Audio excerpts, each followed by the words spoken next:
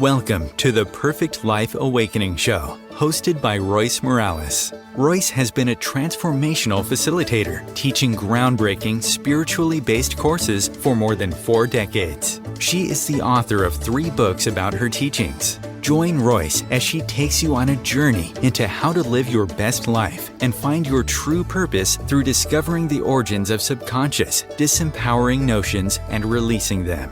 She talks with experts and inspiring people just like you who learned to trust their intuitive inner wisdom, which led to life-changing shifts. Today, her guests live an empowered existence and are helping change the world to a higher consciousness place based on truth and love. You deserve to awaken to, align with, and embody your true self and live a life filled with love. Transform yourself from triggered to empowered and create your perfect life. Here is your host, Royce Morales. OMTimes TV. Imagine becoming a super influencer. Reinvent yourself, invest in your brand, and then manifest your success with a robust spheric approach. OMTimes Media and Broadcasting offers a unique and multifaceted way to become the spiritual and conscious influencer you deserve to be by putting your message across our powerful platform with its proven record of integrity and excellence.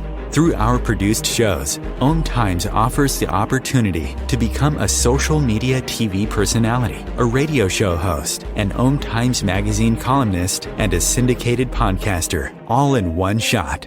By live streaming your show on OMTimes TV and broadcasting it across the extensive OMTimes radio and TV networks, you become more than a host. You become an ambassador and a force for positive change. OMTimes. Open yourself to the possibilities.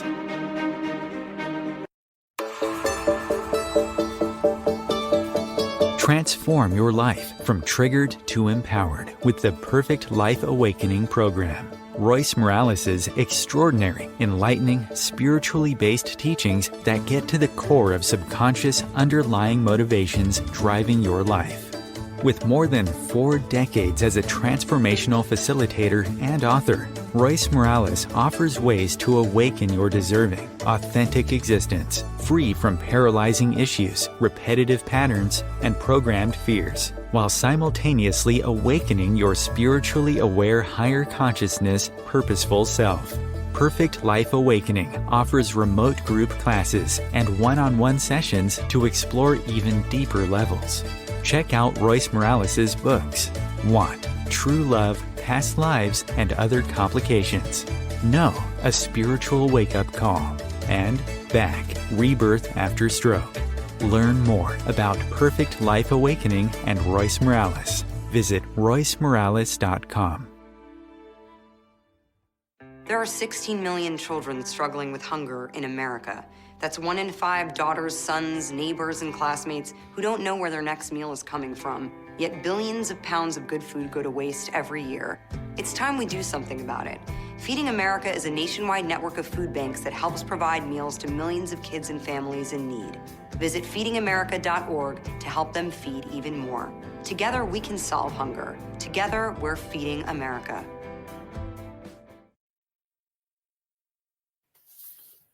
Aha. Oh, technology, I just love it. There's always something, right? Yeah, well, I mean, the thing is, we're here. And Royce, thank you for having me on the show.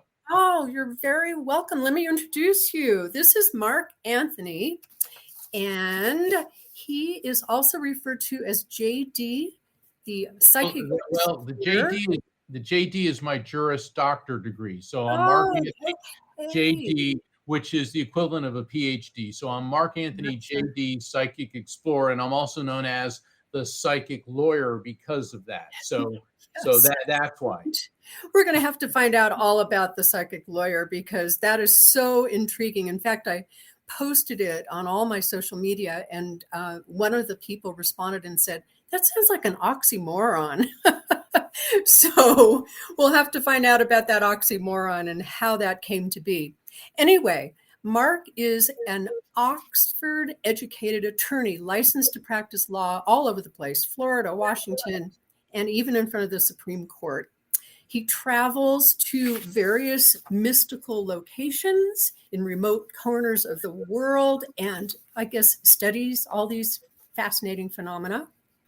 He's the author of 3 best-selling and award-winning books. And his latest, which he's going to talk a lot about, I hope, is the Afterlife Frequency, which was actually up for a Pulitzer Prize, which is just phenomenal. So exciting. The other best-selling books are Never Letting Go and Evidence of Eternity. And he's also a columnist. I don't know how he has time to do anything with all these things he's doing. He's on TV, he's on radio, he's everywhere. So welcome, Mark, as we start this without any further technological problems. I just wanted to say to the people watching and listening, I was actually,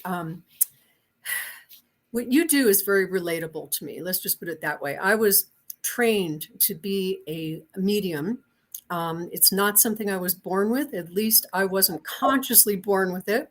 It's something that I thought was, just too weird for me to have. But I look back on my life and I realized that I probably was doing mediumship and channeling and psychic stuff my entire life, but I just didn't want to admit it. So I was trained to do that. And I just kind of let that go and went in a different direction. But I'm sure it's still part of me. It comes out once in a while. So you were born with this gift. Why did you not fight it? Why did you not go through what I went through? Well, both my parents had these abilities. It's a genetic trait that runs in the family for at least 4 generations. That's as far back as I could track it on both sides of the family. And my dad, his family hailed from Pennsylvania, and they were very waspy, conservative, Northern Baptists. And my father had 4 siblings, 3 sisters and a brother. And one of his sisters, Marjorie, was also a medium like he was, as was their mother, Isabel, and their maternal grandmother, Grace. Wow. Well, my dad ended up going into the Navy and was a Navy SEAL, and after the Navy, an aerospace engineer. My mom's family hailed from Italy. In fact, her father was born in Italy, and my maternal great-grandmother, my mother's grandmother, Giovanna, was very honored and revered in the Italian-American community of North Jersey and New York City. She was known as the woman who knows things. And it's really cool, Royce, is that this PBS did a special called The Italian Americans, and it was a 4-hour, 2-night special, 2 hours each night. And they actually did an entire segment on my maternal great-grandmother, Giovanna, and they referenced her psychic abilities. And it was really great because I remember when it was on and, all my cousins were calling each other and on the commercial breaks, like, did you see that? And it was really, really an honor for that to be featured in such a serious documentary about the struggles that Italian immigrants had. And so when my dad got out of the Navy, here he is, he's a 22-year-old, full of himself, sailor. And he said he was at this dance. It was like a USO dance. And he said, I saw this foxy looking dame. He was talking about my mom. And my mother worked at a high-end retail department store. And mom said, well, I got all the best clothes, all the designer stuff wholesale. And so my dad thought she was like 30 years old. She was all dolled up. She was only 20. She was 20 years old. And so they were dancing. And my parents told me that right away there was this connection. And this, and of course, young people, but this wasn't just a physical connection. Mom said there was something else. And after a couple dates, she said to my father, she said, there's something I have to tell you. And she said, this is going to sound really weird, but I see spirits. And then my dad responded with a slew of colorful metaphors that only a sailor could say, and basically said, I do too. And so they realized that the connection was a lot more intense. And so I come along. And I was their third and last child, and they had me a bit later in life. And when I was about 3.5, I started seeing spirits. And I remember mom's reaction was, he's got it. And dad's reaction was like, oh, geez, he's got it. Wow. So you never went through feeling weird or, I know in my life, I tried to be as normal as possible. I mean, that was my entire intention, to make sure that nobody thought I was weird. So you never went through that as a child? Well, not at home. Dad told me, only talk about it to your mother and I. People outside of our family won't understand. And the thing is, when I was getting ready to go to school, I started first grade when I was 5, and I was going to Catholic school. And my dad sat me down and says, Mark, do not talk about this to anyone but your mother and I, because people who see things others don't get taken away. Now, this scared me. And then and then I found out later in life what had happened, Royce, was his sister Marjorie. And I never met Marjorie in this world.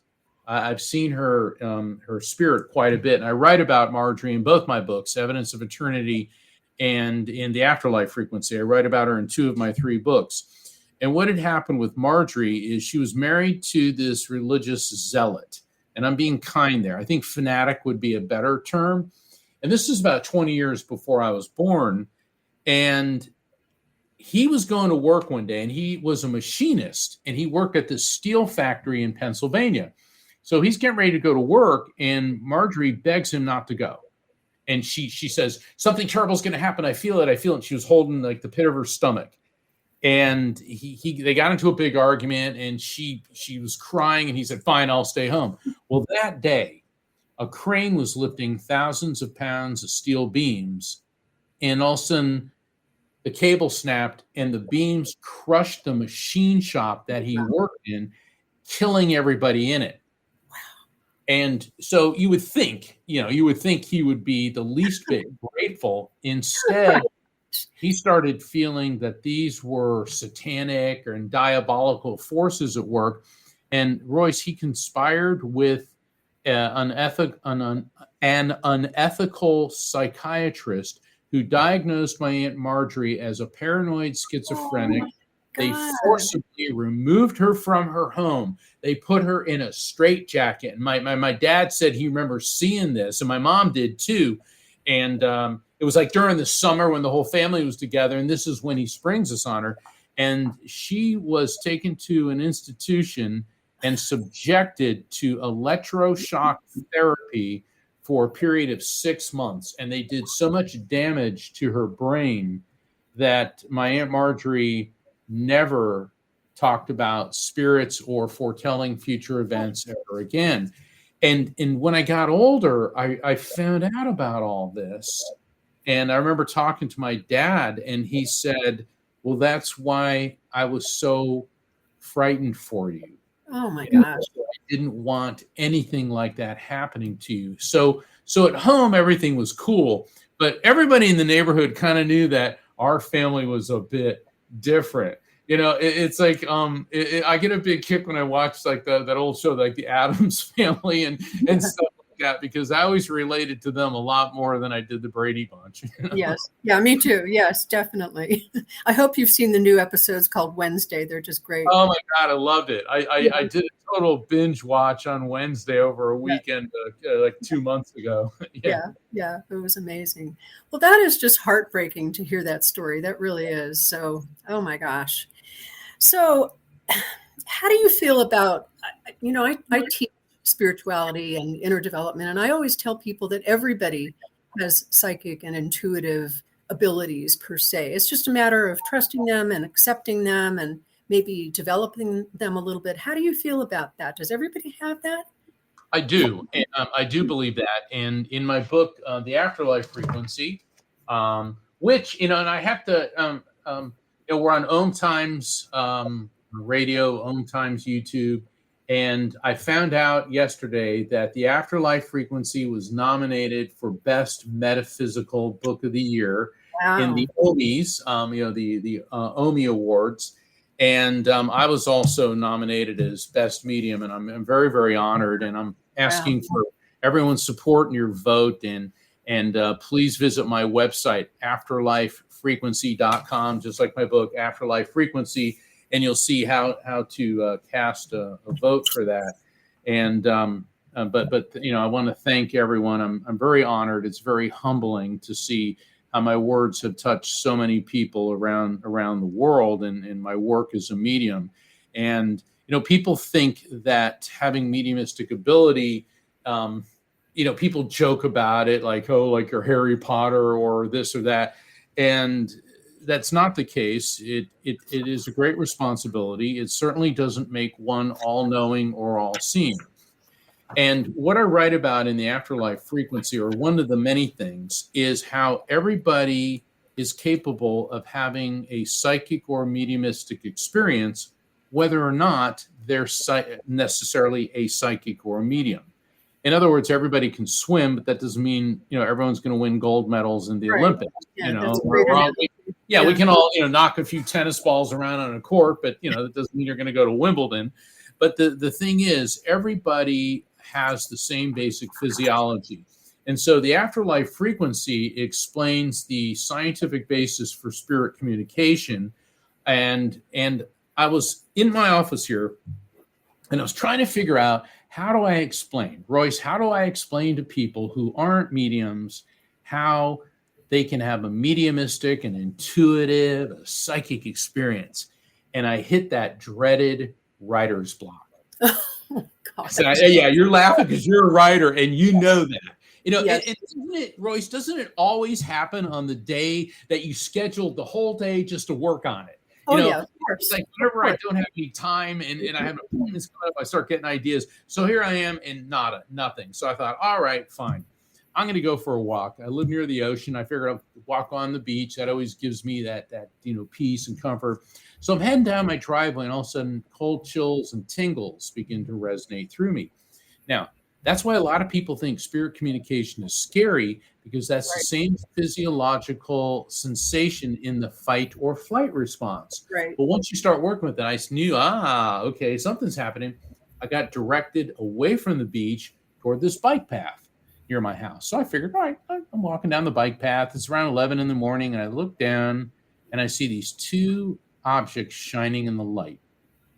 So I walk over to them, and it's a nickel and a penny. And I hear my mom's voice. Both my parents are in spirit. And the Italian side of the family has a superstition for all occasions. And I hear her saying, if it's heads down, it's bad luck. Oh, wow. And I hear Dad's voice saying, it's money, grab it. And so I'm laughing. And I'm holding this nickel and this penny in my hand. And I look at it and I go, oh, 6 cents. And then I go, 6 cents. And all right, Mom and Dad, what are you trying to tell me? What are you trying to tell me? Now the cold chills intensify. And I see an image of my father standing in the ocean up to his waist, holding this blue canvas raft that we had when I was a kid. And, we surf waves on it and all that. And my dad was also a swimming instructor. So I'm like, raft. And then I hear my parents' voices in unison. Mark, teach people to recognize signs from spirits. Accept the contact is real. Feel it. Don't overthink it. Trust the message. RAFT. Raft. Wow. So, and I ran back to my office. Writer's block totally gone. The words just start flying out of me. And that is how I developed the raft technique. And I teach people how to recognize, accept, feel, and trust signs from spirits. And the really beautiful part of how that came to be is my parents' spirits actually walked me through each of those stages. Because when I was on the bike path, and I was feeling the cold chills and tingles, I recognized signs from spirits and I saw the coins. I accepted the contact as real.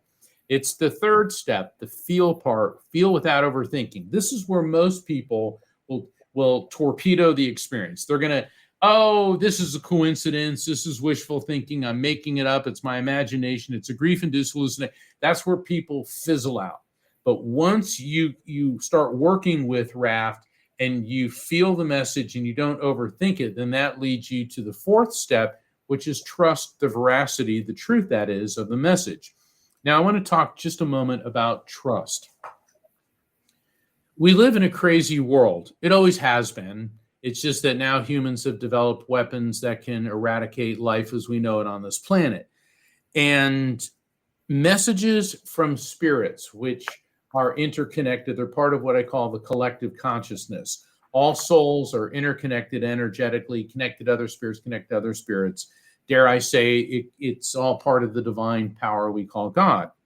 Well, messages from the divine, messages from spirits, are never about anger, bigotry, hatred, or violence. That's an extension of the human ego, edging God out, ego. But messages from the divine and from spirits are about peace, love, healing, resolution, and protection. And so that's a very important distinction, because we see all these crazy people around the world, in this country and other places, saying, oh, the divine told me to fly an airplane into a building, or to blow up a place filled with children, or to go shoot people, or to do all these horrific things that have nothing to do with spirituality or God.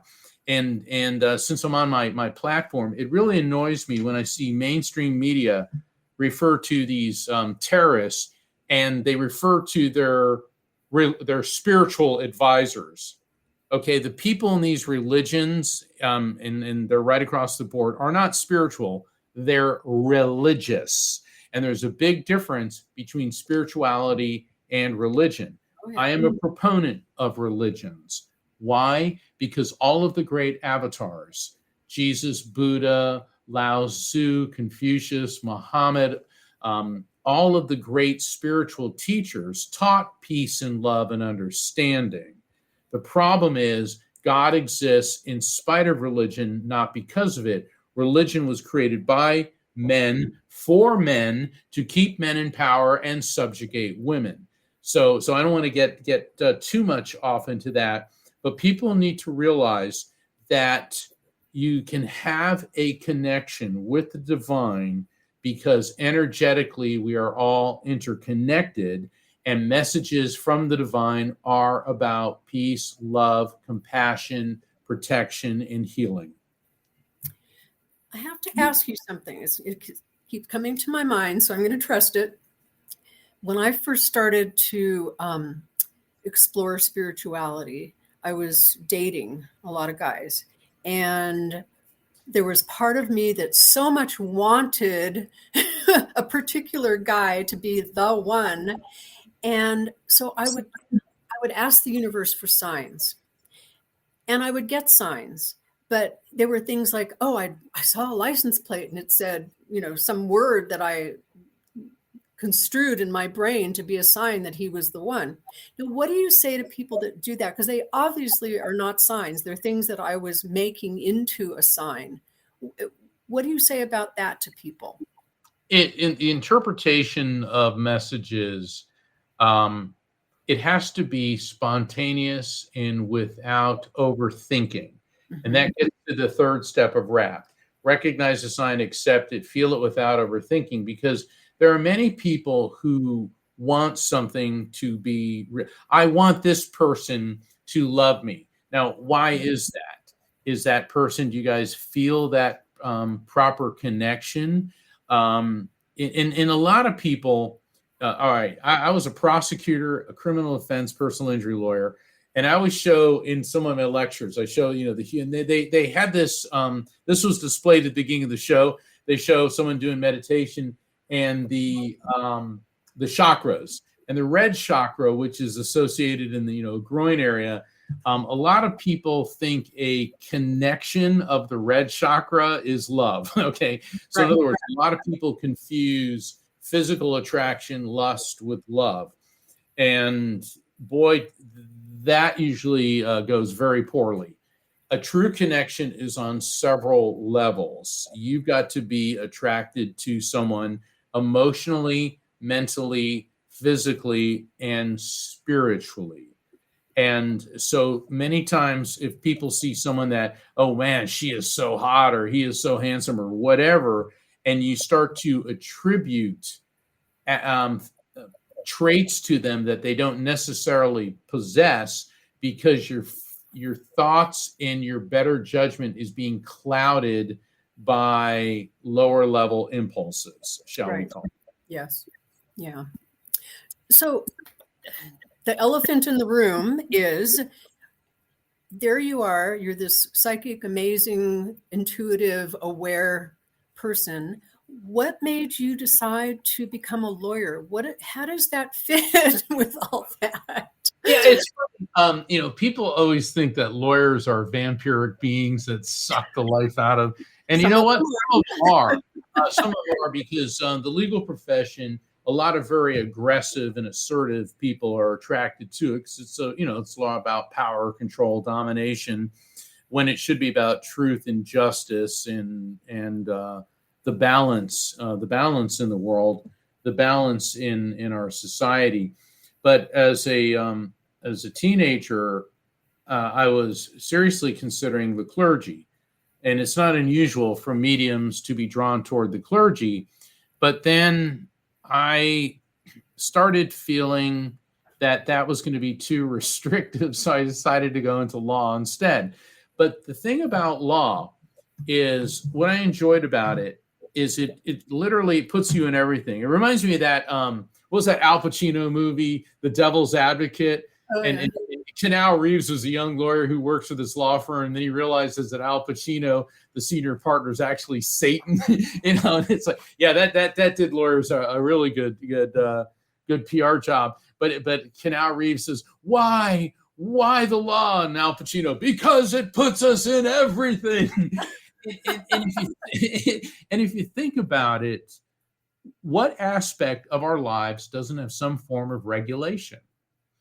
And a lot of people say, yeah, that's terrible. But is it? If you drink water from the tap that is safe to drink, that's because of government regulation. If you eat food that is safe to drink, if you get on an airplane that is safe to fly, in other words, a lot of it's good. I think most of it's good, not all of it. But what I liked about law is that it enabled me to study a wide array of disciplines. I had to deal with chemists, biologists, neuropsychologists, medical doctors, things with forensics, accident reconstruction. And I'm interested in so many different things, and I would have to learn about all these things. And then in my writing, because of all that, I have a background in physics and biochemistry and spirituality, the workings of the human brain, because I used to practice head injury litigation. And so that's what I liked about it. Now, the thing, when people say, and you brought this up earlier, an oxymoron, being a lawyer and a psychic medium, both jobs involve helping people, because as a lawyer, I've helped people through some of the most horrific things, accidents, wrongful deaths, being victimized, being arrested. As a medium, I help people cope with the loss of loved ones. And that is the worst thing that can happen to anybody, emotionally, physically, spiritually, mentally, financially, is losing a loved one. And I do that by facilitating a connection between the loved ones here and their loved ones in spirit. But also, both jobs are about evidence.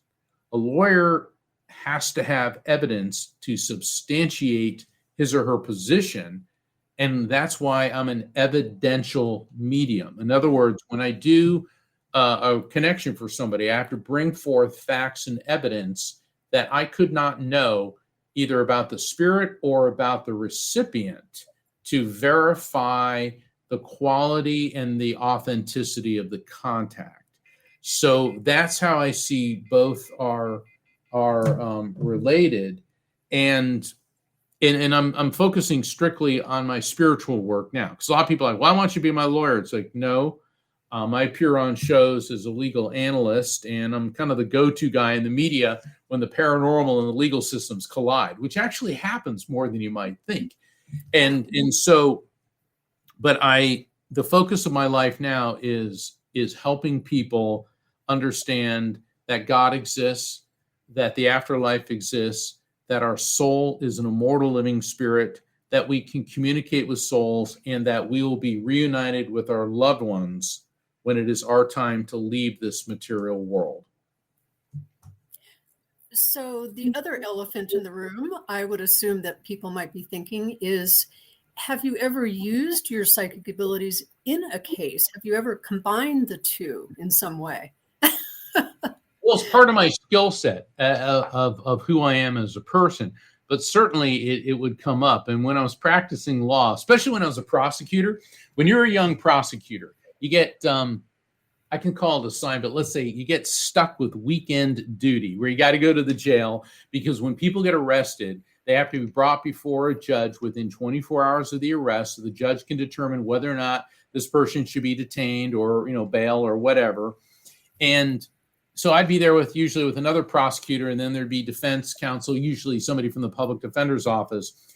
And they'd bring the people in, and I'd look at them and go, that one was arrested for drugs, that one drunk driving, that one looked at spouse beer, that one. And my co-counsel says, you haven't even looked at the police reports yet. And he or she'd be going, how do you know this? And so it kind of got to be this thing like, let's see if Mark can figure out what they're charged with before we show him the arrest report. And also I found my intuitive psychic abilities extremely useful during jury selection. Mm. And jury selection is the part of the trial where evidence hasn't started yet, but both sides, both the prosecution and the defense, or if it's a civil case, the plaintiffs and the defense, are able to ask the people on the prospective jury panel questions to narrow it down to where you get, in most cases, 6 jurors with 1 alternate. And the point of jury selection is to determine if any of the potential jurors has any biases or prejudices, which would, alter their fairness in the case. So there was this one case I was representing. I was defending this guy. It was a barroom brawl. So my client was a big bruiser, and he got into a duke out with another big bruiser, and my client beat the daylights out of the other guy. So the loser filed charges, okay? But it's still a crime of violence. So the prosecutor is asking questions of the prospective jurors, and then the judge says, well, now it's your turn to ask questions. And then, at the end of all that, we ask certain people to be excused, so you narrow it down. And I kept getting drawn to this one woman on the jury. And I kept feeling this tightness around my throat. And I kept sensing a female spirit around her. And it's like, okay, this does not need to be happening right now, because normally I can turn it off, but this time it was really getting me. And so I stood up, and I wasn't out of law school that long. It was like maybe a year and a half. And I started with, has anyone here or someone in your family ever been a victim of a violent crime? Oh, wow. All right. So the woman, her hand shaking, it goes up, the tears shoot out of her eyes. And she said, a year ago, my sister was in a foreign country when an escaped mental patient strangled her and dismembered her body and threw her in a garbage dump. And I'm standing there, and it's like you could hear a pin drop, and except for my client going, dude, what are you doing? And they didn't teach me in law school how to deal with this one. And now I'm seeing her sister, the image of her, and I'm feeling the tightening around my throat. Now I'm understanding what I was experiencing, that sensation. And literally, I had a foot in this world and on the other side. And if the listeners want to find out what happens, you're going to have to get my first book, Never Letting Go. Oh, what a plug. But that's how I write my books, including The Afterlife Frequency. I write them like they're juicy novels, because the thing is, yes, The Afterlife Frequency is the scientific proof of spiritual contact and how that awareness will change your life. I don't want people thinking that they're going to be reading an algebra textbook, because I suffered through enough boring books in law school and boring legal opinions in the practice of law. People need to be educated about this particular topic, and it needs to be explained in a way you want to read it. And let's face it, I mean, we're dealing with really intense situations, sometimes things spirits bring through are hysterically funny. Sometimes they're not. But every human being matters. Every human being counts. And everybody on this planet at one point in his or her life, they're going to experience loss. And it needs to be treated with reverence and respect. Yeah. So theoretically, what would happen if you are representing somebody, or like you said, determining a jury, if you suddenly felt like, wow, this person is lying? I mean, what do you do with that kind of stuff? Well, let me tell you, for anyone that wants to go into the practice of law, if you're worried that you can't represent someone who lies to you, then don't do it, because people lie to you all the time. And my job when I was practicing law was not to sit in judgment of somebody else. My job was not about determining their guilt or innocence.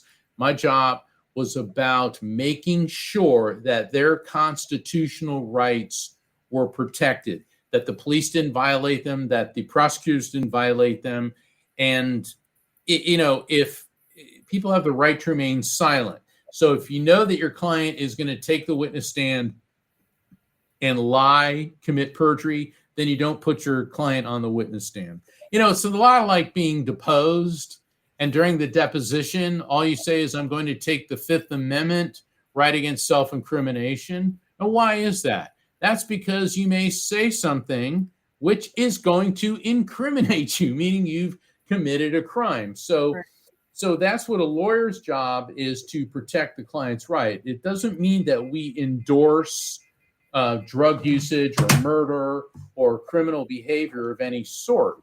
Our responsibility is to protect the Constitution and how it applies to the client. Mm-hmm. Yeah. So how does what you do, and maybe even in your profession, how does predicting the future, where does that fall into play with you? Well, I'm not a fortune teller. I'm a medium. And so I don't, because people say, well, what's going to happen to me? It's like, I don't know. But during a reading, if a spirit conveys to you something, like one of my key, my signature theories in the afterlife frequency is the electromagnetic soul. And what I mean by that, and I'm going to answer your question, just bear with me for a minute. We know from the laws of physics, energy is neither created nor destroyed, only transferred from one form to another. We know that the brain has, even though the brain only composes about 3%, maybe 4% of the body's weight, it uses over 20% of the electromagnetic energy in the body, and it has the most sophisticated electrical field. But the brain did not create consciousness. The brain is like a hard drive that merely hosts it. And we know from every great spiritual teacher, from ancient India through Zoroaster, Moses, Buddha, Jesus, Muhammad, Confucius, Lao Tzu, Gandhi, Mother Teresa, all the way up to the present day, that the soul, the spirit, pre-exists the body, comes into the body, and then leaves the body when the body dies. And we know from science that everything's made of molecules, which in turn are composed of atoms, which in turn are comprised of electrons, protons, and neutrons, which in turn are composed of the smallest particle of electromagnetic energy known as a quantum. Now, I have to say this for our science people, an electron is technically a quantum because it's 1/1800th the size of a proton. So now we got all the science people happy.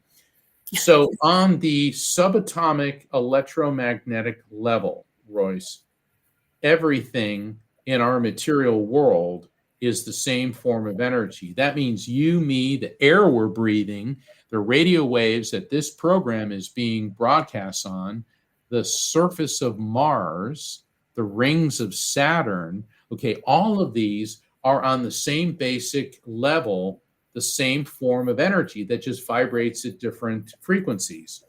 And Albert Einstein, as part of his theory of relativity, indicated, and this is still the belief all the way up to today, that on the subatomic electromagnetic level, time as we know it does not exist. Ergo, that's why I developed the term the electromagnetic soul to describe what we really are, which is pure consciousness, a spirit, a soul that is eternal electromagnetic energy. Now, so I'm doing a reading for this woman, and her mother's spirit comes through and begins to talk to me about this woman's nephew, her 7-year-old nephew. And he's alive and well. And I said, your mom's spirit says that her grandson, your nephew, his eyes, there's a problem with his eyes and eyesight, and you got to get him to the eye doctor. And she said, well, I'm very close to my nephew and my sister. And my sister said, my nephew was complaining about his eyes. I said, well, you got to get him into the eye doctor. And now I'm hearing the song by Little Richard, Tutti Frutti All Rudy. And I'm singing Tutti Frutti All Rudy. She goes, well, that doesn't make any sense at all. She goes, yeah, I know the song, but we're not fans. I said, well, this is what's being given to me. A month later, I get an email. Mark, my sister and I took my nephew to the eye doctor. And the second we walked into the doctor's office, on the radio, it starts playing Tutti Frutti All Rudy by Little Richard. Wow. Now, here's the electromagnetic soul theory in action.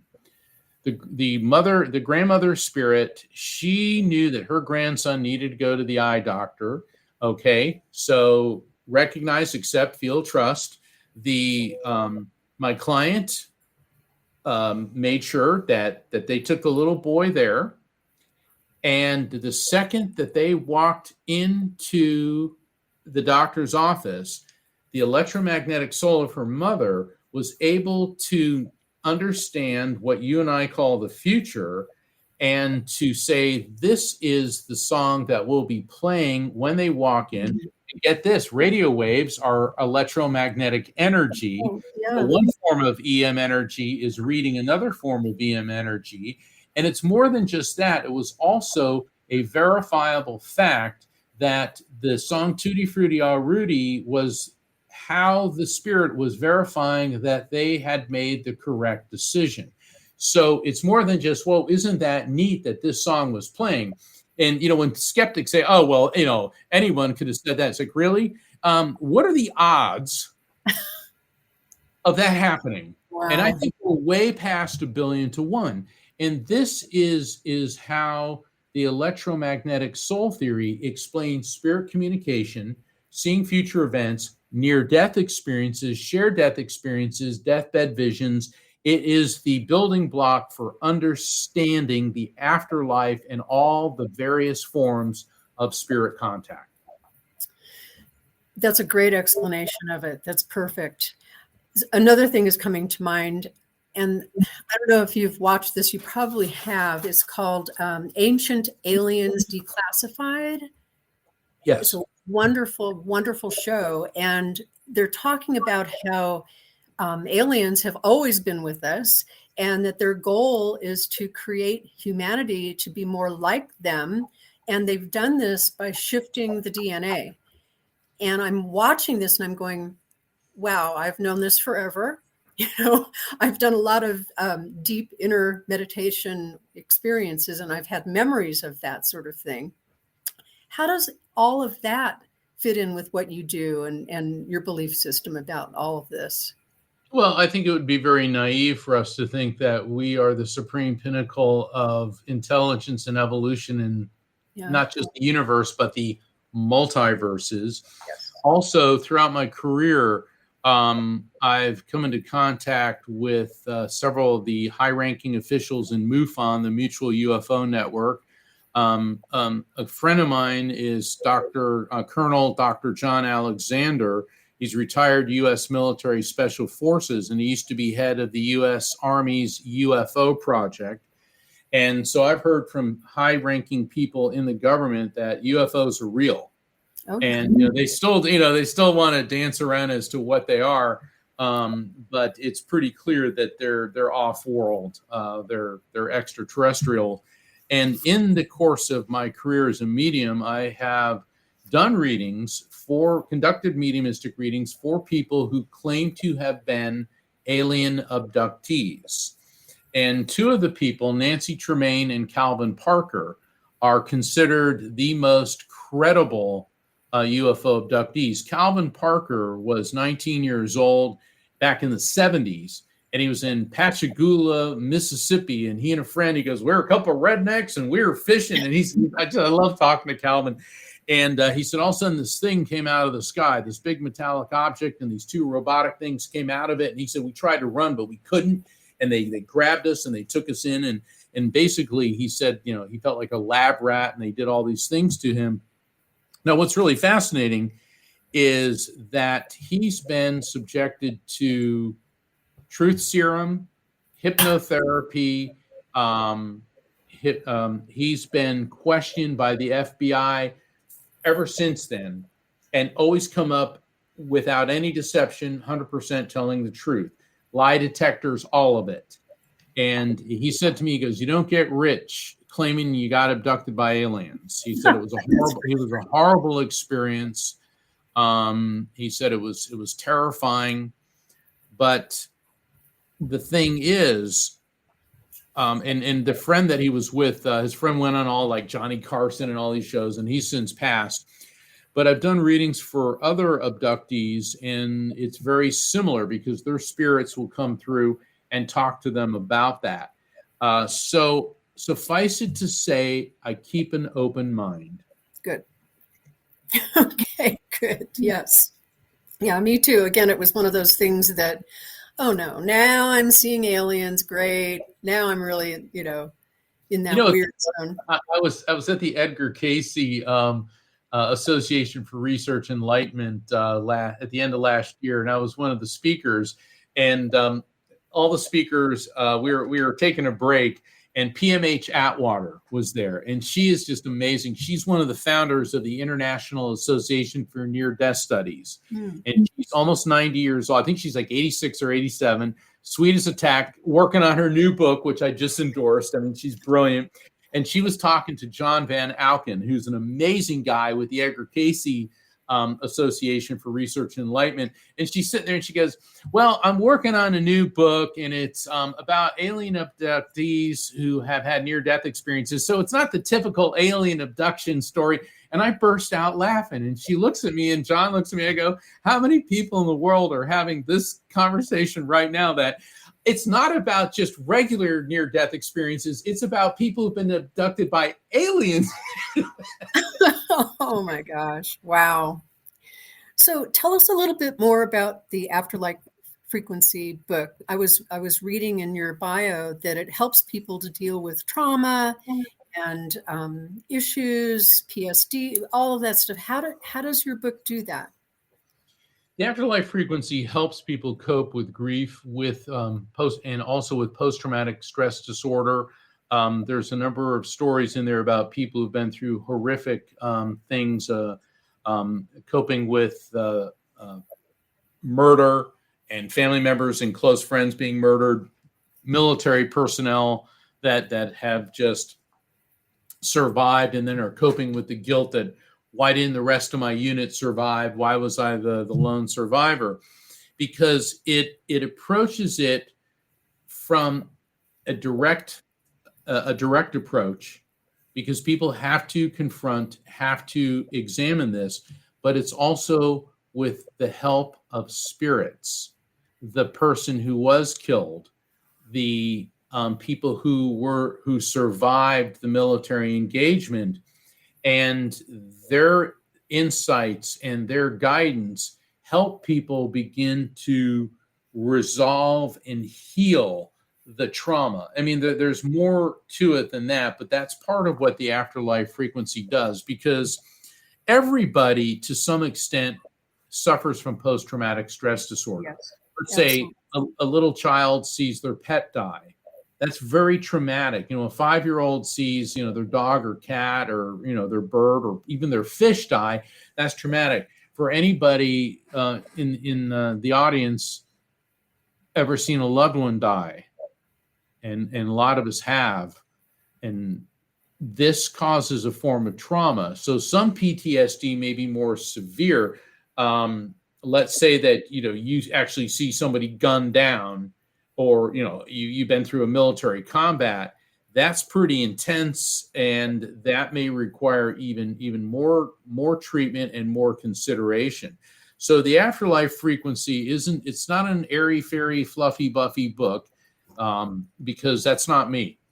This is scientific proof, but with compassion, and it's an adventure. I mean, this book's going to take you, from the cosmic to the subatomic around the world to help you understand the science in support of the afterlife.